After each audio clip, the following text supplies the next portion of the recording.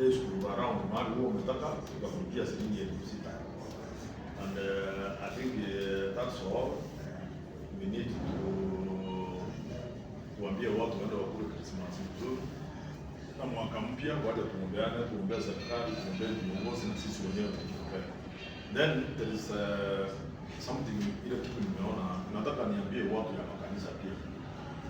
Iko kitu nimeona jana mahali Senator Madam Tabitha Karanja niliona alienda kanisa akaongea maneno mengi sana kuhusu vile kaunti iko, akaingia maneno ya siasa, na mimi nataka niambie wanasiasa, ukipata nafasi ukienda kama kanisa, ukienda kuomba kanisa, ukiangalia hiyo clip kama nyinyi mmeona, Mungu anaitwa Bwana ya si mwanasiasa. Mambo ya siasa, that gentleman, I've known him for so many years because aliendelea huko Kisii, akakuja hapa akaanza biashara, Mungu akamsaidia, is well off, ya anafanya biashara sana.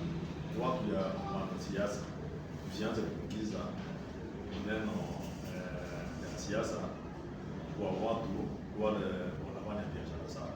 Ama aware that Bwana Nguru yeye anajenga hoteli yake hapa kwa State House. That hotel has nothing to do with the county government. Lakini mtu kuenda kusema pesa ya county government ya Nguru inajenga hiyo hotel, it is not right. Na unasema mbele ya kanisa. I'm even wondering why the judge allowed that woman to say that. Waja tuheshimiane. Kama unajua waja hata ongea maneno ya gavana kwa sababu ni mwenzake, yeye ni senator na huyo gavana.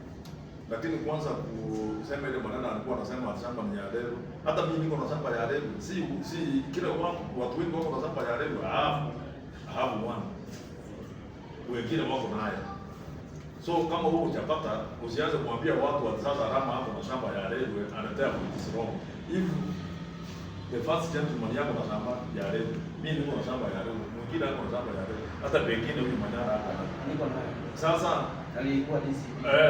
Waenda ulize vile shamba unapata, kwa sababu you know we are not given this land for free, we pay. Mimi nimepatiwa shamba, nimelipa Kenya leo.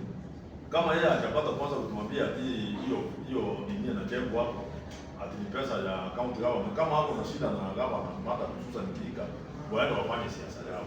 Lakini maneno ya kwanza kutueleza maneno kama hiyo, kwanza senator mwenyewe ile kazi ya kupata. Nataka na kueleza tumwambie, si president amesema